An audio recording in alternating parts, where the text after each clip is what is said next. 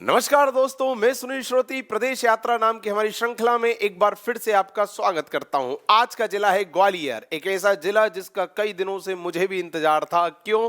क्योंकि कई संदर्भों में अपनी प्रसिद्धि रखता है, कई संदर्भों में विशिष्टता रखता है, ख्याति रखता है। इसके जितने बिंदु गिनाए जाएं उतने काम है। साथियों, ग्वालियर एक ऐसा जिला जो ऋषि गालब की तपोस्थली, तानसेन की सुर साधना, सिंधिया राजवंश की शासन व्यवस्था, महारानी लक्ष्मीबाई की शहादत स्थली, अटल बिहारी वाजपेयी की जन्मस्थली, मंजूषा गांगुली की चित्रकारी, मेजर ध्यानचंद और रूप सिंह की हॉकी की जादूगरी जैसे कई सारे पहलुओं के लिए जाना जाता है। इतनी सारी विशिष्टता से युक्त ग्वालियर के बारे में आज बात करेंगे। चलते हैं मेरे साथ इस यात्रा पे।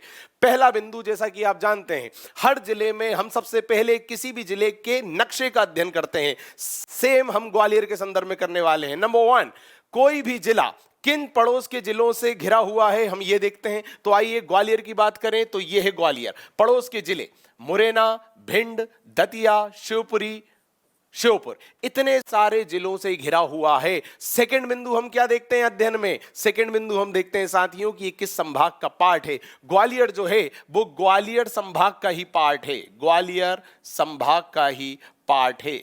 तीसरा महत्वपूर्ण बिंदु साथियों हम ये देखते हैं कि क्या हमारा जिला किसी पड़ोसी राज्य की सीमा को स्पर्श कर रहा है। यदि हां, तो किस राज्य की सीमा को स्पर्श कर रहा है और कितने राज्य की सीमा को स्पर्श कर रहा है। तो आपको नक्शे में स्पष्ट दिख रहा है कि ग्वालियर जो है वो भू आवेष्टित जिला है, मतलब लैंड लॉक्ड रीजन है। पड़ोस के किसी भी राज्य की सीमा को स्पर्श नहीं कर रहा है, मतलब पड़ोस का कोई राज्य स्पर्श नहीं हो रहा है। साथियों, मध्य प्रदेश में कुल ऐसे 17 जिले हैं जिन्हें लैंड लॉक्ड, भू आवेष्टित या मैं यूं कहूं अंतर्वर्ती जिले के रूप में स्वीकारा जाता है। उन्हीं में से एक ग्वालियर है। चौथा और इंपॉर्टेंट बिंदु जो हम नक्शे के अध्ययन में देखते हैं, क्या देखते हैं कि किस पठारी भाग के अंतर्गत आता है। साथियों, ग्वालियर जो है वो मध्य भारत के पठार के अंतर्गत आता है। मध्य भारत का पठार, मध्य भारत का पठार।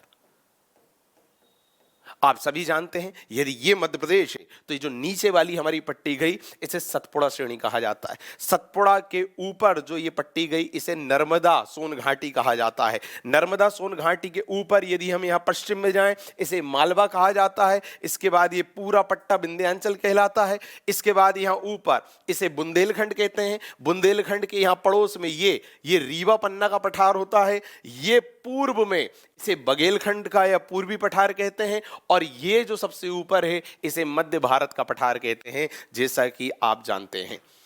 साथियों, यदि विभाजन के आधार पर हम देखें तो मध्य प्रदेश को कुल 3 प्राकृतिक विभाजनों के अंतर्गत देखा जाता है। 3, ठीक, और उन तीनों के अंतर्गत ये सारे क्षेत्र स्वीकारे जाते हैं। क्लियर? ये है सतपुड़ा, ये नर्मदा सोन, ये मालवा, ये विंध्यांचल वाला पट्टा पूरा गया, ये बुंदेलखंड, ये रीवा पन्ना, ये बघेलखंड और ऊपर वाला मध्य भारत का पठार। इन सारे बिंदुओं पर हमारी चर्चा हो चुकी है पुराने लेक्चर्स में। तो साथियों, ये 4 बिंदु हम नक्शे के अध्ययन के अंतर्गत देखते हैं, जो कि हमने यहां भी देखे। पहला, किस पड़ोस के जिले को स्पर्श कर रहा है। दूसरा, किस संभाग का पार्ट है। तीसरा, किस पठारी क्षेत्र में आता है। और चौथा, किस पड़ोसी राज्य की सीमा को स्पर्श कर रहा है। ये चारों बिंदु हमने ग्वालियर के अंतर्गत देख लिए। ये था थोड़ा सा नक्शे का अध्ययन, क्योंकि इन सभी बिंदुओं पर प्रश्न पूछे जाते हैं। विगत वर्षों के आप प्रश्न पत्र उठा के देख सकते हैं, पूछे जाते हैं और जिनमें हम तुक्के भी नहीं लगा सकते। बिना नक्शे के अध्ययन के हम कुछ नहीं कर सकते, मैं बार बार कह रहा हूं। और नक्शे का अध्ययन इस तरह नहीं हो सकता जिस तरह हम नॉर्मल थ्योरी पढ़ते हैं कि भाई आज ना 8 से 10 हम एमपी पढ़ने वाले हैं। ऐसा नहीं हो सकता नक्शे का अध्ययन। नक्शे का अध्ययन निरंतर आपको करते रहना पड़ेगा। और वो कब संभव है? जब आप अपने स्टडी रूम में, अपने अध्ययन कक्ष में कई सारे नक्शे लगा के रखेंगे मध्य प्रदेश के और निरंतर उन्हें देखते रहेंगे, तब जाके नक्शों को लेकर आपकी समझ विकसित होगी। चलिए, ये तो थी एक बेसिक स्टडी, ठीक। अब हम व्यवस्थित रूप में शुरुआत करेंगे ग्वालियर की और उसमें सबसे पहला बिंदु देखेंगे इतिहास। साथियों, ऐतिहासिक घटनाक्रमों के मामले में ग्वालियर बहुत ज्यादा इंपॉर्टेंट है, क्योंकि कई सारे कालखंडों से इसका संबंध रहा है। एक एक कालखंड को देखेंगे। सबसे पहले आपको स्क्रीन पर दिख रहा होगा लोह युगीन संस्कृति। साथियों, आप सभी जानते हैं कि भारत में जब सभ्यताओं की शुरुआत हुई तो शुरू में लोहे की खोज तो हुई नहीं थी। तो लोग क्या करते थे, आदि मानव क्या करते थे, पत्थरों का प्रयोग करते थे। तो जब वो पत्थरों का प्रयोग करते थे आभूषण के तौर पे, अपने अपने बर्तनों के लिए, अपने औजारों के लिए, तो उस युग को कहा जाता था पाषाण युग, आप जानते हैं। इसके बाद लोहे के बाद, सॉरी, पत्थर के बाद उन्होंने तांबा धातु का प्रयोग करना चालू किया, तो उस युग को कहा गया ताम्रकालीन संस्कृति। ठीक, और कई बार तांबे और पत्थर को मिला के यूज किया तो उसे कहा गया ताम्र पाषाणकालीन संस्कृति। फिर क्या हुआ, उत्तर वैदिक काल के अंत होते होते लोहे की खोज हो गई थी, और लोहे की खोज होने के बाद जब मानव सभ्यता में औजार, उपकरण, बर्तन, इन सब के लिए लोहे का प्रयोग होने लगा तो उसे कहा गया लोहयुगीन संस्कृति। तो उसी लोहयुगीन संस्कृति की बात हो रही है, और मैं अपने पुराने लेक्चर में भी आपको स्पष्ट कर चुका हूं कि लोहयुगीन संस्कृति के साक्ष्य मध्य प्रदेश में उत्तरी क्षेत्र से मिले हैं, और इसी उत्तरी क्षेत्र के अंतर्गत ग्वालियर भी आता है। तो कौन कौन से क्षेत्र, जरा देखिएगा कि मध्य प्रदेश के उत्तरी क्षेत्र मतलब भिंड, मुरैना, श्योपुर, ग्वालियर से लोहयुगीन संस्कृति के साक्ष्य मिले हैं। तो साथियों सीधे प्रश्न आएगा कि लोहयुगीन संस्कृति के साक्ष्य मध्य प्रदेश के किस क्षेत्र से मिले हैं, तो उत्तरी क्षेत्र से मिले हैं, और उत्तरी क्षेत्र में सारे जिले आते हैं, आप सभी जानते हैं। ठीक, तो लोहयुगीन संस्कृति से संबंध हो गया भाई साहब इसका। आगे देखते हैं हूण। अब ये हूण क्या बला है, देखिए जब जब भारतीय इतिहास में राजा कमजोर पड़े हैं तब तब विदेशी आताताइयों ने आके आक्रमण किया है। बड़ी सिंपल सी बात है, देखिए कोई भी विदेशी आक्रमण दो चीजों से होता है। नंबर वन, एक किसी तरह का लालच या आकर्षण, और दूसरा निडरता। यदि विदेशी आताताई को कोई आकर्षण है, कोई लालच है हमारे क्षेत्र से, तो वो आक्रमण करेगा। नंबर सेकंड, उसे किसी बात का डर नहीं है तो वो आक्रमण करेगा। ये दो कारण होते हैं। तो अब देखिए भारत हमेशा से सोने की चिड़िया रहा है, संपदा या इस सब के मामले में बड़ा संपन्न रहा है, तो विदेशी आताताइयों के आकर्षण का केंद्र तो वो होगा, स्वाभाविक है। पर कई समय ऐसा भी हुआ है कि भारत के राजा कमजोर पड़ गए हैं, तो उनकी कमजोरी ने उनके मन में निडरता का बीज भी रोपित किया है। तो अब देखिए दोनों चीजें में उनको मिल गई, एक तो निडरता और एक आकर्षण। ये दोनों चीजें उन्हें भारत आगमन के लिए प्रेरित करती हैं, और वो आते थे। तो हूण कब आए, गुप्त काल के अंतिम जो राजा थे उनकी कमजोरी का फायदा उठाते हुए आए। और उस समय कौन थे, तो पहला राजा जिसके समय में हूणों का आगमन हुआ उसे कहा गया कुमारगुप्त। और साथ ही कुमारगुप्त वही कुमारगुप्त थे जिसे शरदकालीन सूर्य भी कहा जाता है। ठीक है, तुमेन अभिलेख में इसकी हमें चर्चा मिली थी, पुराने लेक्चर मैंने आपको बताया। तो हूण कब आए भारत में, गुप्त काल में, कुमारगुप्त के काल में। ठीक, बट उन हूणों का सामना किसने किया, हूणों का सामना किया था कुमारगुप्त के पुत्र स्कंदगुप्त ने। कई बार बच्चे इसमें भी कंफ्यूज हो जाते हैं। प्रश्न यदि पूछा जाए कि हूण कब आए, तो कुमारगुप्त के काल में आए, और हूणों का सामना किसने किया, तो स्कंदगुप्त ने किया। बड़ी सिंपल सी बात है, कुमारगुप्त के पुत्र ने। तो उन्हीं हूणों के बारे में बात हो रही है। देखिए एरण मतलब सागर का बराह मूर्ति अभिलेख हूण शासक तोरमाण की उपस्थिति को दर्शाता है। ठीक, हूणों का एक शासक था तोरमाण, उसकी उपस्थिति को कौन दर्शा रहा है, एरण मतलब सागर का एक अभिलेख। क्या नाम है उसका, बराह मूर्ति अभिलेख। ठीक, अब इसका ग्वालियर से क्या संबंध, आगे देखिए। हूण शासक मिहिर कुल से संबंधित जानकारी ग्वालियर अभिलेख से मिलती है। हूण शासकों में ही एक शासक था मिहिर कुल, उसकी जानकारी किस अभिलेख से मिल रही है, ग्वालियर अभिलेख से मिल रही है। That's it. तो सीधे प्रश्न आएगा कि ग्वालियर में विद्यमान अभिलेख किस हूण शासक से संबंधित है, तो आप लगाएंगे मिहिर कुल से संबंधित है। क्लियर, आगे बढ़ते हैं। तो साथियों इनका स्थान भी ग्वालियर था, संस्थापक था वीर सिंह देव। अब देखिए थ्योरी देखते हैं। 1517 की बात है, इब्राहिम लोदी ने ग्वालियर पर आक्रमण किया, जिसके बाद ग्वालियर के किले को उसने जीत लिया, जिसमें राजा मान सिंह की मृत्यु हुई। ग्वालियर के प्रसिद्ध राजा मान सिंह। ठीक, तो राजा मान सिंह की मृत्यु कब हुई, जब इब्राहिम लोदी ने ग्वालियर पर अटैक किया और ग्वालियर के किले को जीत लिया था।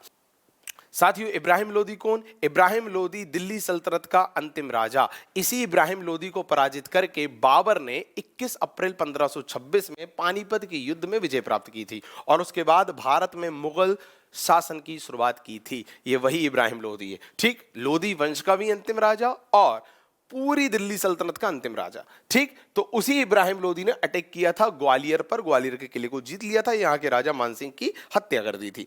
इसके अलावा मानसिंह का जो पुत्र था विक्रमादित्य, वो तोमर वंश का इस ग्वालियर क्षेत्र का अंतिम राजा था, तोमर वंशी। ग्वालियर दुर्ग के परिसर में विक्रम मंदिर भी है, जो तोमर राजा विक्रमादित्य का महल था। सीधे आएगा कि जो विक्रम मंदिर है उसका संबंध किससे है, तो विक्रम मंदिर का संबंध है विक्रमादित्य से। और विक्रमादित्य कौन, विक्रमादित्य तोमर वंश का राजा। That's it. क्लियर। तो इतने सारे बिंदु हमें देखते चलने हैं। अगला देखें, कच्छप घात या कछवाह वंश, इस वंश का पहला शासक लक्ष्मण था और इनका शासन भी ग्वालियर क्षेत्र में था। दोस्तों क्वेश्चन ना सीधे आएंगे, क्वेश्चन आएंगे बताइए ग्वालियर क्षेत्र में निम्न में से किस किस राजवंश का शासन रहा, बताइए निम्न में से किन किन राजवंशों ने ग्वालियर पे शासन किया। तो सीधे आपको पता होना चाहिए, हमने हूणों का संबंध ग्वालियर से देखा, हमने नागवंश का संबंध ग्वालियर से देखा, हमने ये कच्छप घात या कछवाह वंश का संबंध ग्वालियर से देखा। अब देखते हैं आगे, अगली जो स्लाइड आपको दिख रही है ये पूरा मेडिवल काल से संबंधित है। मेडिवल काल मध्यकालीन इतिहास में सबसे पहले नीचे वाला पट्टा आप देखिए, आप जानते हैं भारत में जो मुस्लिम आतताई थे उनने आक्रमण किया था मेडिवल हिस्ट्री में, ठीक, और उसमें भी पहला आक्रमण हुआ था अरबी द्वारा मोहम्मद बिन कासिम 712 ईस्वी, और दूसरा आक्रमण हुआ था तुर्की द्वारा, तुर्क से आए हुए लोगों द्वारा। तो जो तुर्क से लोग आए थे उनमें दो अलग अलग शाखाओं के लोग भारत आए थे अलग अलग टाइम पीरियड पे। पहला आया था महमूद गजनी और उसके बाद भारत आया था मोहम्मद गौरी, ठीक। तो आपको आपके दिमाग में ये पिक्चर भी चलानी है कि मेडिवल हिस्ट्री की शुरुआत ही कैसे होती है। मेडिवल हिस्ट्री में हम क्या पढ़ते हैं, मेडिवल हिस्ट्री में हम पढ़ते हैं मुस्लिम आक्रांताओं को। तो पहला मुस्लिम आक्रांता कौन था, अरबी था, अरब क्षेत्र का, क्या नाम था, मोहम्मद बिन कासिम, तो ये अलग हो गया मामला। दूसरा जो आक्रांता था वो कहां से आया, वो तुर्की क्षेत्र से आया था, ठीक, और तुर्की से भी कितने लोग आए, दो राजवंशों की शाखाएं आई थी, पहली थी गजनी की शाखा और दूसरी थी गौरी की शाखा, ठीक, ये मैंने संक्षेप में आपको बता दिया। तो उसी गजनी और उसी गौरी ने क्या किया, देखिए गजनी ने 1019 में कालिंजर और ग्वालियर पर आक्रमण किया था। ग्वालियर क्षेत्र पे आक्रमण कब किया ये पता होना चाहिए, इंपॉर्टेंट है, क्योंकि ये लोग आतताई ही तो थे, आक्रमण के लिए ही तो आए थे, हमारी अस्मिता को खंडित करने के लिए ही तो आए थे। अगला मोहम्मद गौरी 1195 ग्वालियर पर आक्रमण किया और लोहंग देव को हराया। प्रश्न आएगा लोहंग देव का संबंध कहां से है, ग्वालियर से है। लोहंग देव को किसने हराया, मोहम्मद गौरी ने हराया। कब हराया, 1195 में हराया, ठीक। फिर क्या हुआ दोस्तों, मोहम्मद गौरी जब भारत से जा रहा था तब उसने अपना पूरा राजपाट, भारत का पूरा शासन क्षेत्र अपने गुलाम, अपने दास को सौंप के चला गया। आप सभी जानते हैं क्या नाम था उसका, कुतुबुद्दीन ऐबक। और उसी कुतुबुद्दीन ऐबक ने फिर भारत में दिल्ली सल्तनत की शुरुआत की थी।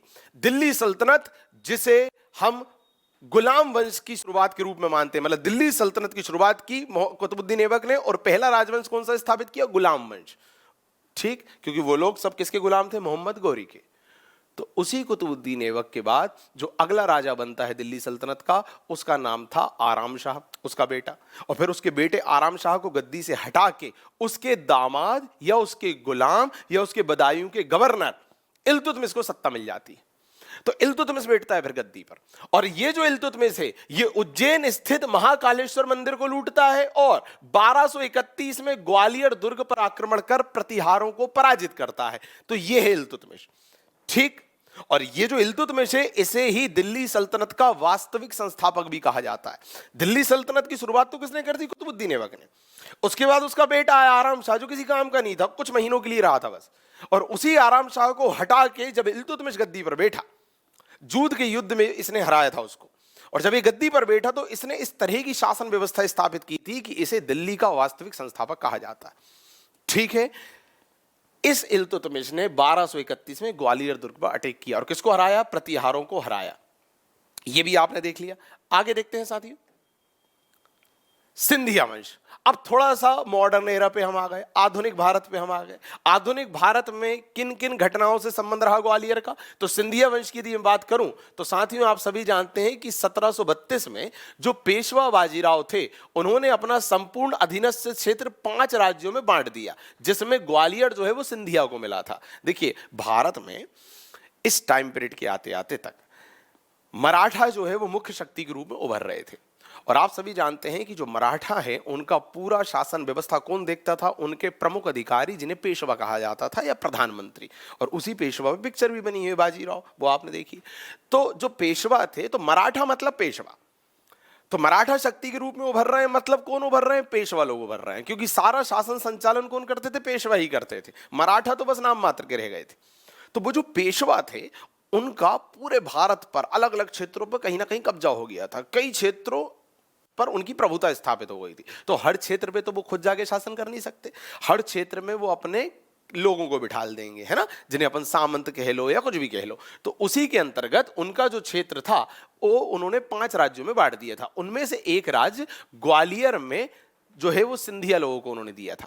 क्लियर? तो ये पता होना चाहिए कि सिंधियाओं को जो क्षेत्र मिला वो कहां से मिला, वो पेशवाओं से मिला। ठीक है भाई। इसके अलावा जो शिंदे परिवार है उसके राणोजी शिंदे पेशवा बाजीराव प्रथम के सेनापति थे और यही शिंदे परिवार कालांतर में सिंधिया के नाम से जाना गया। तो सिंधिया शब्द कहां से निकला? शिंदे से निकला। तो एक्चुअल जो इनका सरनेम है वो शिंदे है, बाद में सिंधिया कहलाए वो। ठीक, अलग अलग कुछ नहीं है। और शिंदे में कौन थे? राणोजी शिंदे थे। किसके सेनापति? बाजीराव पेशवा के सेनापति। तो उन्होंने दे दिया उन्हें, और यही शिंदे बाद में क्या हो गए? सिंधिया। चलिए, फिर पेशवाओं के काल में 1731 में ग्वालियर क्षेत्र का श्रेष्ठ शासक या सुप्रीम अथॉरिटी सिंधियाओं को मान लिया। ठीक है भाई। सिंधिया वंश के संस्थापक यहां पे कौन हो गए? राणोजी सिंधिया हो गए। उसके बाद आगे देखते हैं, फिर दौलत राव सिंधिया आए 1794 में। ये महाजी सिंधिया के उत्तराधिकारी बने और इन्होंने इंपॉर्टेंट पॉइंट में बता रहा हूं, 1810 में उज्जैन के स्थान पर ग्वालियर को राजधानी बनाया। साथियों, सिंधे या सिंधिया परिवार की राजधानी पहले उज्जैन थी। ठीक, शासन कर रहे थे ग्वालियर क्षेत्र पर, इनके अधिकार क्षेत्र में आ गया था, पर राजधानी क्या थी? उज्जैन थी। तो ग्वालियर को राजधानी किसने बनाया? दौलत राव सिंधिया ने। कब बनाया? 1810 में बनाया। ये सीधे प्रश्न आएगा कि ग्वालियर जो है वो सिंधियाओं की राजधानी कब बना? 1810 में बना। किसके काल में बना? दौलत राव सिंधिया के काल में बना। इसके बाद 1857 की क्रांति होती है, आप सभी जानते हैं। इनके ऊपर आक्षेप लगता है कि इन्होंने अंग्रेजों का साथ दिया। रानी लक्ष्मीबाई जो है उनकी शहादत के लिए इन्हें भी जिम्मेदार कई लोग मानते हैं। तो उस समय राजा कौन थे? जयाजी राव सिंधिया। जयाजी राव सिंधिया के समय पे 1857 की क्रांति हुई थी, ये पता होना चाहिए। आगे बढ़ते हैं। इसके बाद इन्होंने अपनी शासन व्यवस्था, अब देखिए सिंधिया राजवंश में फिर कौन कौन से राजा आए उन सब पे हम चर्चा नहीं कर सकते, क्योंकि हम सिंधिया राजवंश नहीं पढ़ रहे हैं, हम ग्वालियर पढ़ रहे हैं। ठीक, केवल मैं उतने बिंदुओं से आपको अवगत करा रहा हूं जो इंपॉर्टेंट है। ठीक, बाकी आपको पूरा सिंधिया राजवंश पढ़ना है तो उसके लिए तो अलग से इतिहास पढ़ना पड़ेगा मध्य प्रदेश का। खैर, अब हुआ ये इंपॉर्टेंट पॉइंट कि इन्होंने, मतलब सिंधिया राजवंश में जो राजा है, इन्होंने शिवपुरी को अपनी ग्रीष्मकालीन राजधानी बनाया था। ठीक, और अंग्रेजों ने इन्हें, इनके राजाओं को कालांतर में सर की उपाधि भी दी थी। तो ग्रीष्मकालीन राजधानी शिवपुरी को किस वंश ने बनाया था? तो सिंधिया राजवंश ने बनाया था। कहां के? ग्वालियर के। चलिए, ये सारी पूरी बातें थी। और फिर आप जानते हैं कालांतर में सिंधियाओं ने भारतीय संघ में विलय पत्र पे हस्ताक्षर कर दिए थे, और ग्वालियर क्षेत्र जो है वो जब भारत संघ का निर्माण हो रहा था तो उसका अंग बन गया। ठीक, और यहां जो एक गवर्नर जनरल हुए वॉरेन हेस्टिंग, उन्होंने ग्वालियर को हिंदुस्तान की कुंजी कहा था। तो ये तथ्य भी आपको देखना है। खैर, ये सारे तथ्य जो हैं दोस्तों, ये सारे नोट्स जो हैं वो पीडीएफ फॉर्म में हमारे टेलीग्राम ग्रुप पे उपलब्ध आपको हो जाएंगे। तो आप सीधे हमारे टेलीग्राम ग्रुप पे जाएंगे और वहां से इस नोट्स की पीडीएफ डाउनलोड कर लेंगे, पूरे नोट्स मिल जाएंगे। बाकी मेरा काम है ग्वालियर से संबंधित जो जरूरी चीजें हैं वो आपके सामने रेखांकित करना, आपके सामने प्रस्तुत करना। तो क्या क्या देख लिया हमने कई सारे राजवंश देख लिए, उसमें सिंधिया भी देख लिया। सिंधिया में क्या देखा कि सिंधिया जो है वो एक्चुअल में शिंदे थे। क्या नाम था? राणोजी शिंदे। किसके सेनापति थे? बाजीराव पेशवा के थे। उन्होंने इन्हें ग्वालियर दे दिया। ठीक है भाई। और ये शिंदे ही कालांतर में क्या कहलाए? सिंधिया कहलाए। फिर हमने क्या देखा? दौलत राव सिंधिया। इन्होंने क्या किया? राजधानी उज्जैन से ग्वालियर स्थापित कर ली। कब कर ली स्थानांतरित? 1810 में। फिर हमने क्या देखा? 1857 की क्रांति, उसमें जयाजी राव सिंधिया। ये सब हमने देखा। फिर हमने देखा कि वॉरेन हेस्टिंग जिसने ग्वालियर को हिंदुस्तान की कुंजी कहा। ये सारी बातें। फिर क्या हुआ? 1857 की जो क्रांति की अभी मैं चर्चा कर रहा था, उसमें ग्वालियर का बड़ा रोल था साथियों। 14 जून 1857 की बात है। ग्वालियर की जो मुराड छावनी है वहां के सैनिकों ने विद्रोह किया था और जो पूरी संचार व्यवस्था थी अंग्रेजों की उसे भंग कर दिया था। इस समय ग्वालियर राजा जयाजी राव सिंधिया ने अंग्रेजों का साथ दिया था। ठीक, तो ओवरऑल प्रश्न ये पूछा जाता है कि 1857 की क्रांति जब हुई तो ग्वालियर केंद्र में उसका उद्घोष कब हुआ? तो डेट आपको पता होनी चाहिए, 14 जून 1857। ये डेट इंपॉर्टेंट है साथियों। और ये भी प्रश्न पूछा जा सकता है कि कौन सा क्षेत्र था जहां की संचार व्यवस्था को भंग कर दिया था सैनिकों ने? तो वो भी ग्वालियर। और तीसरा ये पूछा जा सकता है कि मुराड छावनी का संबंध किस क्षेत्र से है जो 1857 की क्रांति का प्रमुख केंद्र था? तो उस मुराड छावनी का संबंध है ग्वालियर से। आगे देखें, तात्या टोपे प्रमुख क्रांतिकारी, उनका जो प्रमुख केंद्र था वो कानपुर, झांसी, ग्वालियर था, तो तात्या टोपे का संबंध भी इस क्षेत्र से था।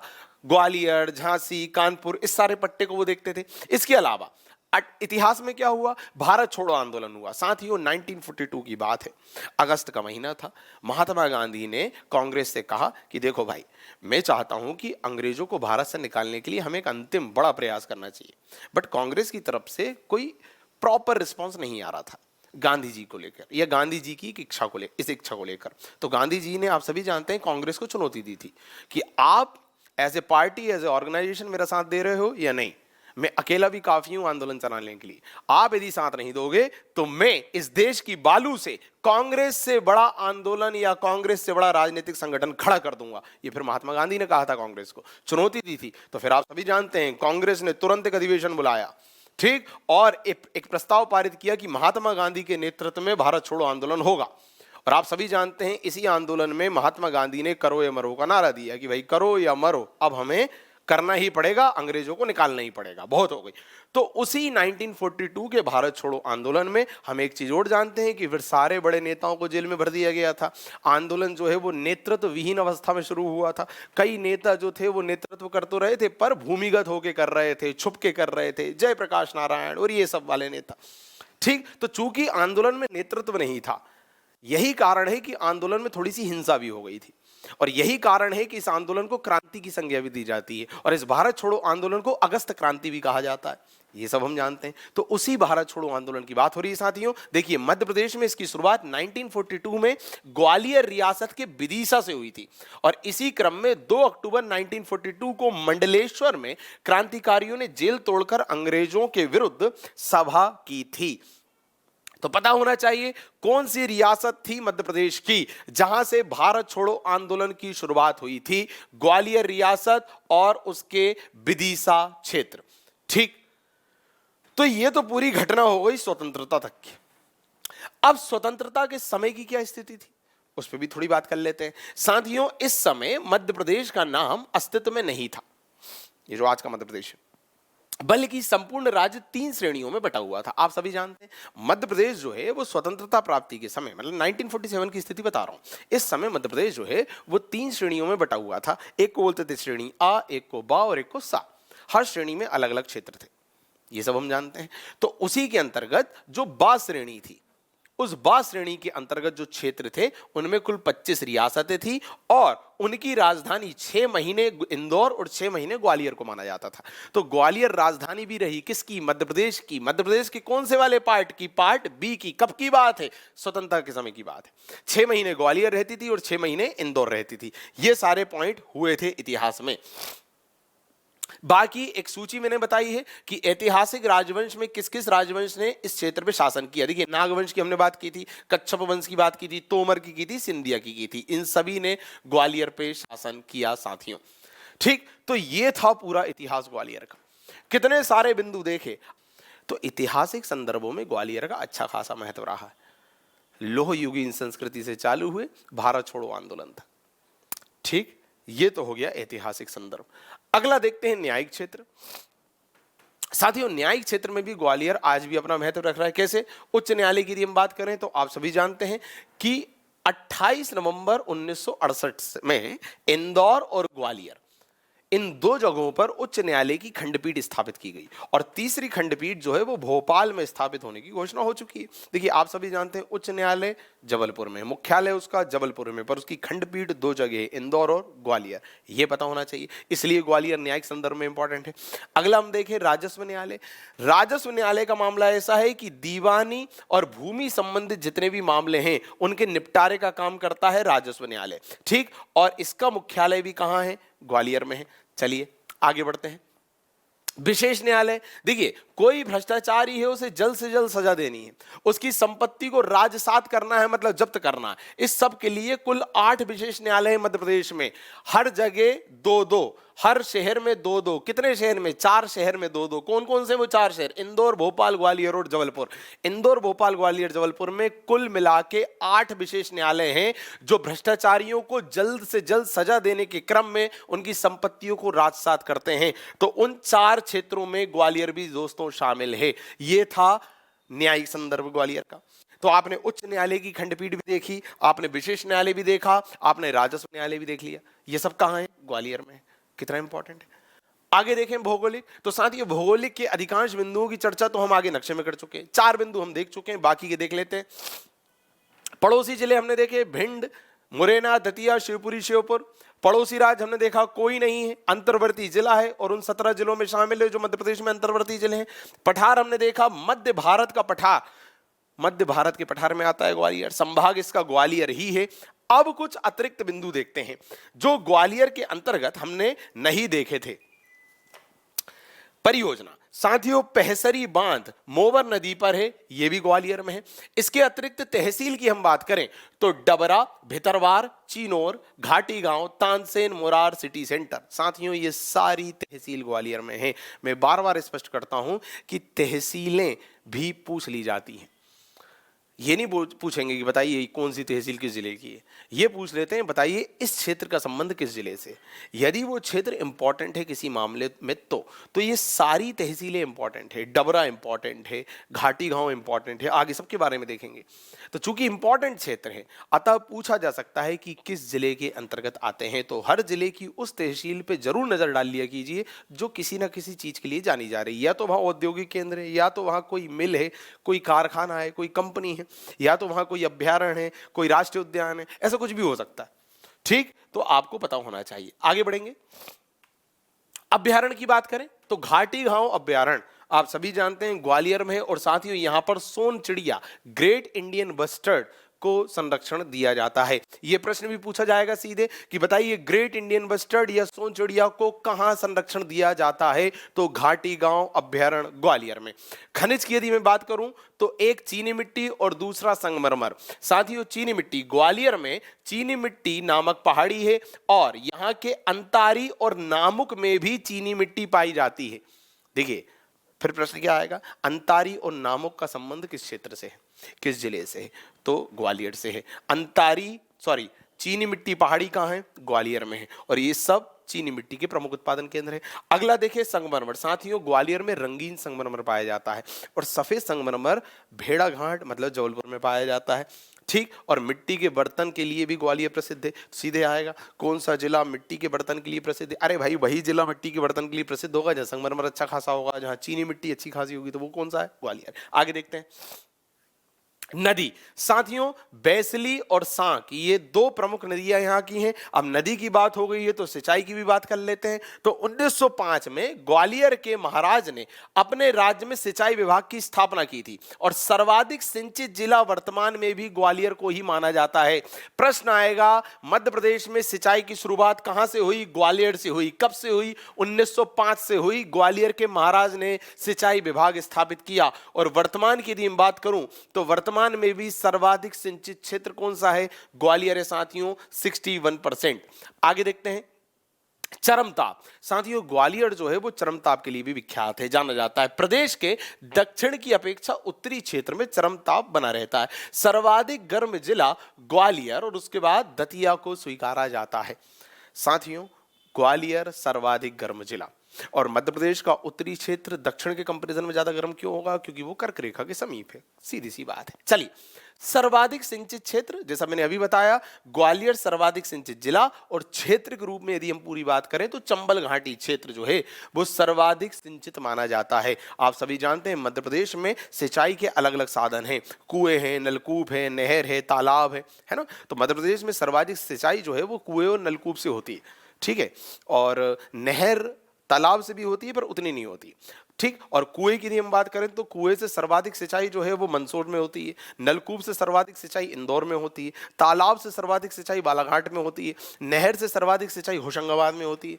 तो ये सारी बातें भी आपको पता होना चाहिए। चलिए खेलकूद की बात करें। जैसा मैंने इंट्रोडक्शन में आपको बताया था कि रूप सिंह, मेजर ध्यानचंद इनकी हॉकी की जादूगरी के लिए जाना जाता है ग्वालियर। साथियों देखते हैं रूप सिंह, इनका जन्म ग्वालियर में हुआ और हॉकी के प्रसिद्ध खिलाड़ी, सीधे प्रश्न आएगा हॉकी के प्रसिद्ध खिलाड़ी निम्न में से कौन है? तो सभी जानते हैं रूप सिंह है। इन्हीं के नाम पे रूप सिंह स्टेडियम भी है, ठीक, जहां पर सचिन तेंदुलकर ने 200 रन मारे थे वनडे क्रिकेट में, ठीक, दक्षिण अफ्रीका के खिलाफ। अगला देखें मेजर ध्यानचंद, इनका संबंध भी ग्वालियर से है, ये भी हॉकी के खिलाड़ी है। अगला देखें इसके अलावा खेलकूद से संबंधित कुछ प्रमुख संगठन और अकादमी, उसकी सूची दी हुई है भाई। मध्य प्रदेश हॉकी अकादमी ग्वालियर, मध्य प्रदेश महिला हॉकी अकादमी, फिर भारत का पहला दिव्यांग खेल स्टेडियम, यह भी ग्वालियर में है। इसके अलावा मध्य भारत बैडमिंटन, ये भी ग्वालियर, और मध्य प्रदेश राज्य बैडमिंटन अकादमी, ये भी ग्वालियर। ये सारे बिंदु ग्वालियर में, ये सारी अकादमी ग्वालियर में। ये सीधे याद कर लेना है, इसमें समझने या डिस्कशन जैसा कुछ है ही नहीं, पूरा तथ्यात्मक है, पूरी चीजें याद करना। और बनते हैं ऐसे क्वेश्चन, आप पुराने प्रश्न पत्र उठा के देख सकते हैं। और जैसा मैंने कहा, ये पूरे नोट्स आप PDF फॉर्म में जरूर प्राप्त करें हमारे टेलीग्राम ग्रुप से। ठीक, जानकारी नीचे डिस्क्रिप्शन में दी हुई है। अच्छा, जैसा मैंने बताया, रूप सिंह के नाम पर रूप सिंह स्टेडियम है। कहां है? ग्वालियर में है। और इसकी विशेषताएं देख लो, ये क्रिकेट का स्टेडियम है। अब देखिए, रूप सिंह जो है वो हॉकी के लिए जाने जाते हैं, पर उनके नाम पे बना स्टेडियम किस खेल से संबंधित है? क्रिकेट से संबंधित है। ये क्लियर होना चाहिए, इस बात को दिमाग में बिठा लो बिल्कुल। ठीक, इसके अलावा यहां फरवरी 2010 में भारत और दक्षिण अफ्रीका के बीच हुए एक दिवसीय मैच में सचिन तेंदुलकर ने 200 रन बनाकर इतिहास रचा था।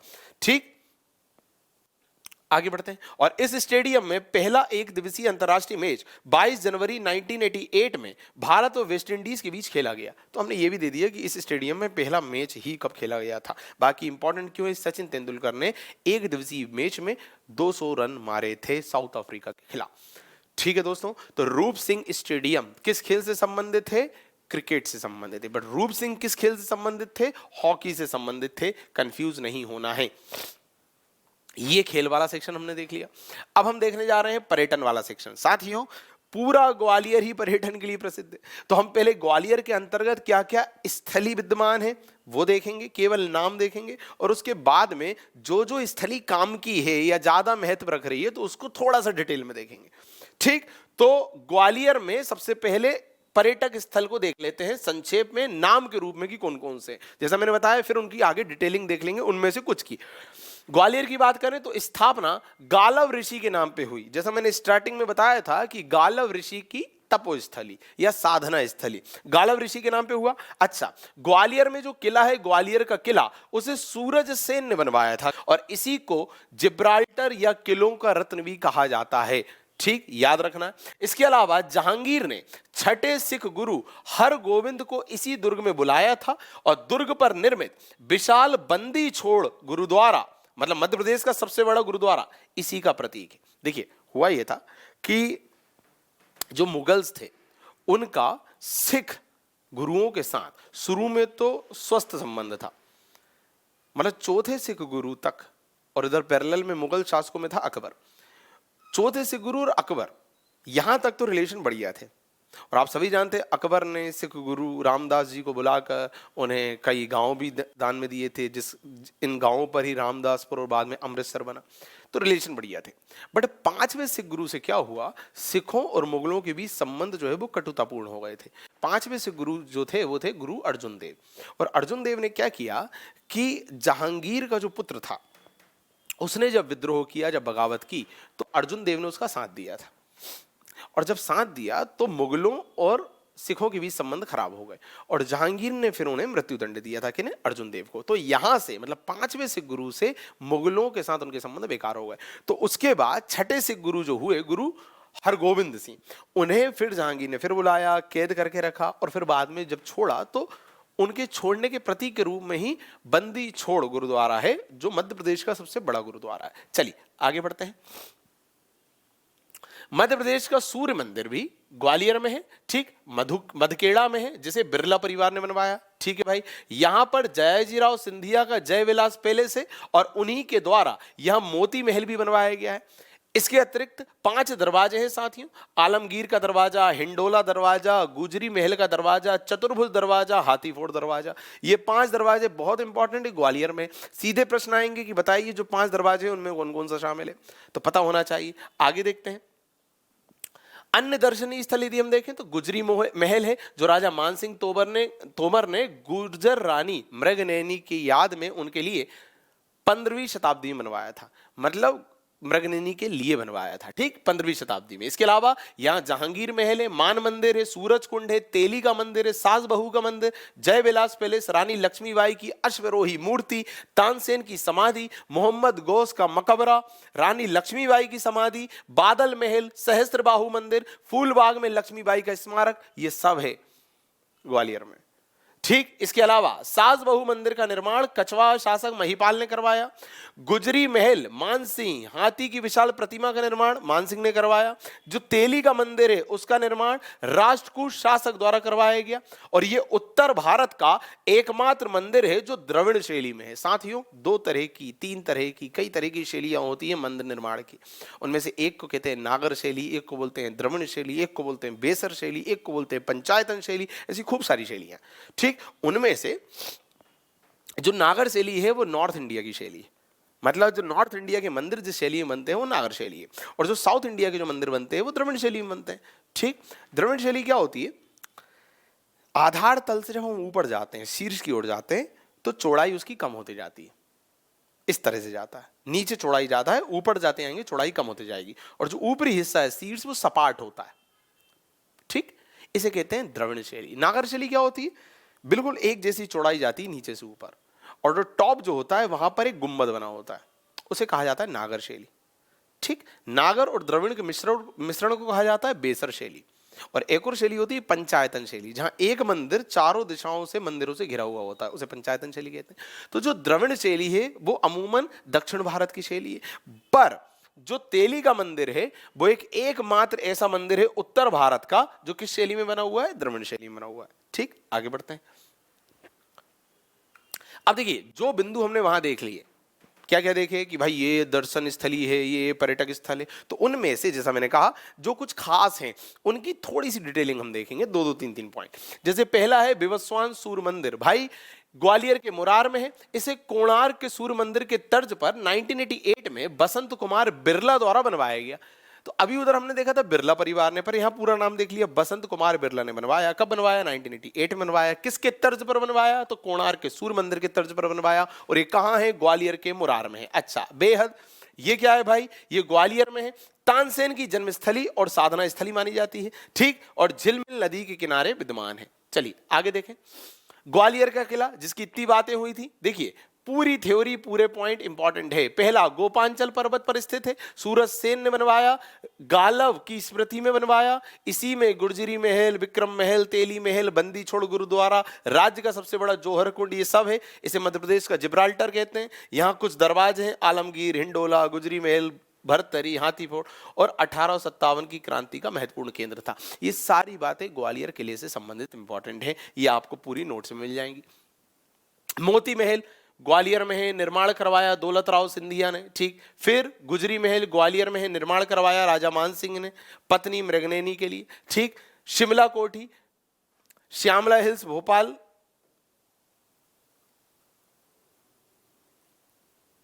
भोपाल वाला फैक्ट आ गया। चलिए आगे बढ़ते हैं। मानसिंह महल ग्वालियर, निर्माण राजा मानसिंह, विशेष नक्काशी चीन के जियांग प्रांत के पत्थर द्वारा हुई है। जय विलास पैलेस ग्वालियर में है, निर्माण कराया माधवराव सिंधिया ने, शैली है इटालवी, वास्तुकार था इसका सर माइकल फिलोस। सारे इंपॉर्टेंट तथ्य दे रखे हैं मैंने, आपको सीधे याद करने हैं इनको, ठीक। झांसी की रानी फूलबाग में इनका वो है, ठीक। तानसेन जो है वो प्रदेश का सबसे बड़ा मकबरा तानसेन का, मोहम्मद गौस का मकबरा भी वही है जो तानसेन के गुरु थे। ये सारी बातें लिखी हुई हैं। इसके अलावा ये सारी स्थली, ये सब ग्वालियर में। देखिए पवाया, ये बिलोबा, तानसेन नगरी पूर्व का जिब्राल्टर ग्वालियर ही आप जानते हैं, केंद्रीय संग्रहालय गुजरी महल ग्वालियर में, गोपांचल पर्वत या बत्स, बत्स किसका पुराना नाम है? तो ग्वालियर का पता होना चाहिए। गोपांचल किसका पुराना नाम है? ग्वालियर का पता होना चाहिए। ये वाली सूची दी हुई, ठीक। इसके अलावा हीरा भूमिया का व्यापारी मेला कहां लगता है? ग्वालियर में लगता है। तानसेन का उत्सव कहां होता है? ग्वालियर में होता है। सारी चीजें दे दी, ठीक। तो ये सारे प्रमुख स्थली, प्रमुख आयोजन, ठीक, प्रमुख उपनाम कि किस किस नाम से जाना जाता है, ये सब ग्वालियर की हमने आपको सूची दे दी, ठीक। अगला देखें संस्कृति। संस्कृति में दोस्तों सबसे पहले देखेंगे लोक नृत्य। तो ग्वालियर से संबंधित या इस पट्टे से संबंधित जो लोक नृत्य हैं वो है दुलदुल घोड़ी और लांगोरिया। इसके अलावा लोक नाट्य की हम बात करें तो रासलीला। आगे बढ़े। गुड़िया शिल्प क्या है भैया? ये ग्वालियर और झाबुआ की भीली गुड़िया विदेशों तक प्रसिद्ध है, भीली गुड़िया। ठीक, और इसका निर्माण नए पुराने रंगीन कपड़ों की चिंदियों व कागज के टुकड़ों से होता है। श्रीमती बत्तोबाई इसकी प्रमुख कलाकार हैं। देखिए, पुराने कपड़े, चिंदी, कागज, इस सबको मिला के गुड़िया बनाते हैं। ठीक, कौन बनाते हैं? भीली समुदाय के लोग बनाते हैं। ठीक, किस क्षेत्र में बनाते हैं? ग्वालियर और झाबुआ में बनाते हैं। इसे गुड़िया शिल्प कहते हैं। ठीक, और इसकी प्रमुख कलाकार हैं, इसको बनाने वाली हैं बत्तोबाई। तो प्रश्न ये भी पूछा जा सकता है कि बत्तोबाई का संबंध किस विधा से है? तो गुड़िया शिल्प से है। गुड़िया शिल्प किस जनजाति से संबंधित है? तो भीली जनजाति संबंधित है। किस क्षेत्र से संबंधित है? तो ग्वालियर और झाबुआ संबंधित है। बोलियों की यदि हम बात करूं तो पंचमहली ग्वालियर, जटवारी भिंड ग्वालियर और सहराई शिवपुर शिवपुरी ग्वालियर, ये सारी प्रमुख बोलियां इस पट्टे पे बोली जा रही हैं, याद कर लेना है। समारोह, तानसेन समारोह होगा ऑब्वियसली ग्वालियर में। ठीक, और तानसेन समारोह कब हो रहा है और कहां हो रहा है? तो बेहट गांव में हो रहा है, ग्वालियर के। इसके अलावा कब हो रहा है? तो 4 दिन का हो रहा है और दिसंबर के महीने में हो रहा है। ठीक, ये लिखा है दिसंबर के महीने में हो रहा है। अब इंपॉर्टेंट क्या है वो देखिएगा, इसका आयोजन उस्ताद अलाउद्दीन खां कला व संगीत अकादमी और संस्कृति विभाग द्वारा संयुक्त रूप से किया जाता है। उस्ताद अलाउद्दीन खां, जिनका संबंध मेहर राजघराने से था, तो उन्हीं की जो अकादमी है उस्ताद अलाउद्दीन खां संगीत अकादमी, एक तो उस अकादमी द्वारा और दूसरा मध्य प्रदेश का जो संस्कृति विभाग है उसके द्वारा संयुक्त रूप से होता है तानसेन समारोह। ग्वालियर के बेहट में 4 दिन का होता है, दिसंबर के महीने में होता है। ये सारे तथ्य इंपॉर्टेंट आपको पता होने चाहिए। उद्योग की यदि हम बात करें साथियों, मध्य प्रदेश के 5 शीर्ष क्षेत्रीय सहकारी दुग्ध संघ हैं। ठीक, इनमें भोपाल, इंदौर, जबलपुर, ग्वालियर, उज्जैन है। तो इंदौर उसमें शामिल, सॉरी ग्वालियर उसमें शामिल है। ठीक है, तो ग्वालियर उन 5 क्षेत्रीय सहकारी दुग्ध संघों में शामिल है जो मध्य प्रदेश में विद्यमान है। ठीक, आगे देखें, चीनी मिट्टी, चूना पत्थर से बने बर्तनों के मामले में अभी हम पीछे देख चुके हैं। इसके अलावा देश का एकमात्र रेल स्प्रिंग कारखाना भी कहां है? ग्वालियर में है। मध्य प्रदेश उद्योग निगम द्वारा मृगनयनी नाम से, ठीक, ये जो हस्तकला, शिल्प, ये सब होता है, साड़ियां, इस सब की बनावट को बढ़ावा देने के लिए मृगनयनी की शुरुआत हुई है मध्य प्रदेश सरकार द्वारा, मध्य प्रदेश उद्योग निगम द्वारा, आप सब जानते हैं। तो मृगनयनी नाम से कुल 10 एम्पोरियम संचालित हो रहे हैं। ठीक, इन 10 एम्पोरियम में से 6 जो है वो मध्य प्रदेश के अंदर हैं। और उन 6 में कौन कौन है? इंदौर, भोपाल, ग्वालियर, जबलपुर, उज्जैन, रीवा, रायपुर, सॉरी रायपुर तो वहां चला गया, रीवा तक। तो 1 2 3 4 5 6, तो मैंने तो पूरे 10 के नाम दिए हैं आपको, पर उन 10 में से 6 कहां संचालित है? एमपी में। और उन 6 में से 1 कहां है? ग्वालियर में। याद कर लेना है। आगे देखते हैं। देखिए, मध्य प्रदेश में हस्तशिल्प, हाथ की कारीगरी से जो कपड़े बन रहे हैं, जो साड़ियाँ बन रही हैं, आप जानते हैं चंदेरी की साड़ी प्रसिद्ध है हमारे यहाँ महेश्वर की साड़ी प्रसिद्ध है, बुरहानपुर की भी साड़ियाँ प्रसिद्ध है। ठीक, तो इन सबको बढ़ावा देने के लिए मृगनयनी एम्पोरियम चल रहा है। ठीक, मृगनयनी एम्पोरियम की शुरुआत की गई, अलग अलग केंद्र स्थापित किए गए हैं। बेसिकली टोटल 10 हैं, एमपी में 6 हैं, और वो 6 कहाँ कहाँ हैं मैंने आपको नाम बता दिए। ठीक, इसके अलावा डबरा चीनी मिल ग्वालियर में ही है। चलिए, लेदर व पॉटरीज कारखाना ग्वालियर में है। दिया सलाई डब्बे का कारखाना ग्वालियर में है। ग्वालियर में रेयन व सिल्क कंपनी स्थित है, जहां कृत्रिम वस्त्र बनाए जाते हैं। रेलवे स्प्रिंग कारखाना ग्वालियर में है। दोस्तों, स्टोन टाइल्स के लिए भी ग्वालियर प्रसिद्ध है। आगे हम देखेंगे एक जिला एक उत्पाद, देखिए उसमें भी स्टोन टाइल्स आ गया। साथियों, आप सभी जानते हैं एक जिला एक उत्पाद मतलब क्या। शासन द्वारा, राज्य सरकार द्वारा प्रत्येक जिले के कुछ खास उत्पादों को राष्ट्रीय अंतर्राष्ट्रीय स्तर पर पहचान दिलाने के क्रम में उन्हें एक जिला एक उत्पाद की श्रेणी में शामिल किया गया है। तो ग्वालियर से ऐसा कौन सा उत्पाद है, ऐसी कौन सी इकाई है जो उसके नाम से सूचीबद्ध है? तो उसका नाम है स्टोन टाइल्स। स्टोन टाइल्स जो हैं वो ग्वालियर से एक जिला एक उत्पाद की श्रेणी में शामिल है, क्योंकि यहाँ की वो प्रसिद्ध है। अतः जब भी स्टोन टाइल्स की बात होगी तो ग्वालियर के नाम से होगी। तो विश्वविख्यात स्टोन टाइल्स के नाम से ग्वालियर भी जाना जाएगा। ग्वालियर का जो क्षेत्रीय उत्पाद है उसकी डिमांड बढ़ेगी, ग्वालियर के लोगों का संवर्धन होगा। चलिए, प्रमुख व्यक्तित्व। साथियों, ये एकमात्र ऐसा जिला है जिसको जब मैं तैयार कर रहा था आपके लिए, तो प्रमुख व्यक्तित्व को मुझे अलग अलग क्षेत्रों के हिसाब से वर्गीकृत करना पड़ा। अन्यथा बाकी जिलों में जब मैं प्रमुख व्यक्तित्व बताता था तो मैं बस वो व्यक्तित्व का नाम और साइड में उनकी फोटो, बट यहाँ इतने सारे प्रमुख व्यक्तित्व हुए कि मुझे क्षेत्र के आधार पर कैटेगराइज करना पड़ा, वर्गीकृत करना पड़ा। ठीक, तो पहला संगीत क्षेत्र की बात करें तो तानसेन की हम बात कर चुके हैं। जन्म हुआ था 1506 में ग्वालियर के बेहट ग्राम में, और तानसेन समारोह भी ग्वालियर में होता है। इनकी समाधि इनकी इच्छा के अनुसार मोहम्मद गोल जो इनके गुरु थे उनके मकबरे के समीप ग्वालियर में ही बनाई गई है। ठीक, तो जन्मस्थली भी ग्वालियर, समाधि भी ग्वालियर, समारोह भी ग्वालियर। ठीक, दूसरा उस्ताद हाफिज अली खां। दोस्तों हाफिज अली खां, अमजद अली खां, ये पूरे जो संगीत विधा से संबंधित विद्वान हैं, ये सब किस चीज से संबंधित है? सरोद वादन से संबंधित है। ये भी इंपॉर्टेंट है, पता होना चाहिए। तो उस्ताद हाफिज अली खां का जन्म कहाँ हुआ? ग्वालियर में हुआ। इनके पुत्र का नाम है अमजद अली खां। उन्होंने ही ग्वालियर में एक सरोद घर बनवाया है। ठीक, और ग्वालियर शासक जो माधवराव सिंधिया थे उन्होंने इन्हें अपने दरबार में सम्मानित किया था। चलिए, इसके अलावा शंकर राव पंडित, ये भी संगीत क्षेत्र से संबंधित थे। इनके पिता थे विष्णु पंडित। ठीक, इनके पुत्र हैं कृष्ण पंडित, और ये तीनों ही विष्णु पंडित, शंकर पंडित, कृष्ण पंडित संगीत क्षेत्र से संबंधित हैं। ठीक, और इनके गुरु थे मोहम्मद निसार खान। ठीक, इनके पुत्र कृष्ण राव ने इनकी स्मृति में शंकर गंधर्व संगीत महाविद्यालय भी बनवाया। कहां? ग्वालियर में। सीधे तथ्य याद करना है। आगे बढ़ते हैं। राजा भैया पूंछ वाले, ये हारमोनियम से संबंधित है भैया, पता होना चाहिए। किस वाद्य यंत्र से संबंधित है? हारमोनियम से। कहां से संबंधित है? ग्वालियर से संबंधित है। ठीक, पूंछ वाले मतलब पूंछ वाले वाली थोड़ी कहानी सुन लीजिए इधर। इनके पूर्वजों को पूंछ नामक गांव की जागीर मिलने से इनका परिवार पूंछ वाला कहलाया। जागीर मिलती थी ना, जागीरदारी, तो पूंछ नाम के गांव की इनके परिवार को जागीरदारी मिली थी। ठीक, एक तरह का रेवेन्यू कलेक्ट करने का अधिकार। तो इस वजह से लोग कहलाए पूंछ वाले। तो नाम क्या है, क्या जुड़ गया? राजा भैया पूंछ वाले। कहां से है? हारमोनियम से संबंधित है, ग्वालियर से। कृष्ण राव शंकर पंडित, इनकी फैमिली का नाम, पूरा स्ट्रक्चर अभी हमने देखा। ठीक, जैसे अभी हमने देखा कि भाई जन्म ग्वालियर, पिता इनके शंकर राव थे, है ना। इन्होंने भी वो तबला वादन, हारमोनियम, इन सब में महारत हासिल की थी। चलिए आगे देखें। तो ओवरऑल ये आएगा कि ये व्यक्तित्व कहां से हैं। तो शंकर राव पंडित, विष्णु राव पंडित, कृष्ण राव पंडित, ये सब ग्वालियर से। तानसेन ग्वालियर से। राजा भैया पूंछ वाले ग्वालियर से। हाफिज अली खां, अमजद अली खां ग्वालियर से। क्लियर? इतने लोग, विद्वानों की भूमि है भैया। अगला चित्रकारी की बात करें तो मंजूषा गांगुली। मंजूषा गांगुली की चित्रकारी प्रसिद्ध साथियों, ग्वालियर से संबंधित है। जो कोलाज पेंटिंग होती है वो इनकी प्रसिद्ध है। इसके अलावा राजनीति साथियों, राजनीति क्षेत्र के अभी तक के सबसे बड़े पुरोधा, सबसे बड़े व्यक्ति पंडित अटल बिहारी वाजपेयी जी की जन्मस्थली रहा।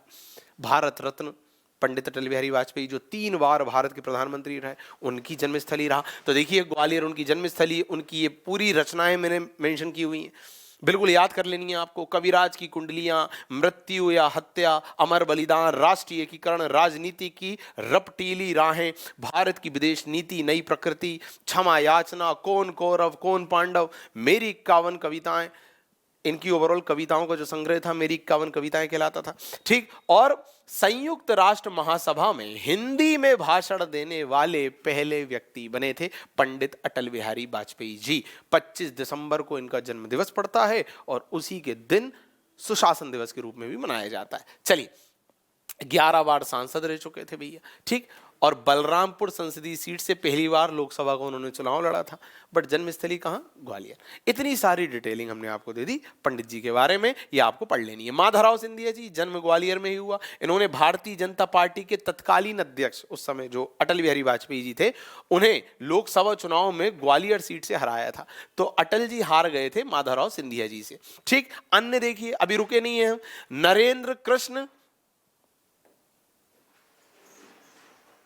नरेंद्र कृष्ण करमरकर, ये गणितज्ञ, ग्वालियर से ही संबंधित। हद्दू खां, हस्सू खां, नत्थू खां, ये संगीत कला से संबंधित। ममता शर्मा जी पार्श्व गायिका। जावेद अख्तर साहब राइटर, गीतकार, कवि, पटकथा लेखक, ग्वालियर संबंधित। उस्ताद नासिर हुसैन, संगीत ग्वालियर से संबंधित। और पीयूष मिश्रा जी, बड़े विद्वान आदमी, बढ़िया लेखक, बढ़िया गायक। पीयूष मिश्रा जी कलाकार, गायक, लेखक, सब कुछ है। कहां से संबंधित? ग्वालियर संबंधित। तो कोई सी विधा रही है जहां का विद्वान, जहां का अग्रणी व्यक्ति इस क्षेत्र से ना हो? राजनीति हमने देखा, गायन हमने देखा, उसके बाद लेखनी हमने देखी, स्पोर्ट्स हमने देखा, हॉकी हमने देखी, सब देख लिया। हर क्षेत्र का आदमी है सर यहां से। आगे देखें कुछ अन्य तथ्य। इतने सब के बाद भी कुछ तथ्य बच गए थे भैया। तो उन्हें मैंने अन्य तथ्य की श्रेणी में डाल दिया। देखिए, तानसेन नगरी किसे कहेंगे? ग्वालियर को कहेंगे। मध्य प्रदेश राजस्व न्यायालय अभी हम आगे देख चुके थे, उसका मुख्यालय ग्वालियर में है। स्टोन पार्क ऑब्वियसली ग्वालियर में होगा, ठीक। इसके अलावा advocate legal and educational institute Gwalior में है। भारतीय पर्यटन और पर्यटन प्रबंधन संस्थान ग्वालियर में है। पटवारी प्रशिक्षण केंद्र, पटवारी प्रशिक्षण केंद्र, अब बिल्कुल भीड़ लगी थी पटवारी के लिए, तो उसका प्रशिक्षण केंद्र ग्वालियर में है। मध्य प्रदेश भू राजस्व बंदोबस्त व्यवस्था प्रशिक्षण संस्थान ग्वालियर में है। इतनी सारी चीजें भैया। और सुनिए, अभी रुका नहीं है, मध्य प्रदेश शारीरिक प्रशिक्षण महाविद्यालय 1957 में ग्वालियर में खोला गया भैया, और बाद में इसका नाम परिवर्तित करके क्या कर दिया? रानी लक्ष्मीबाई।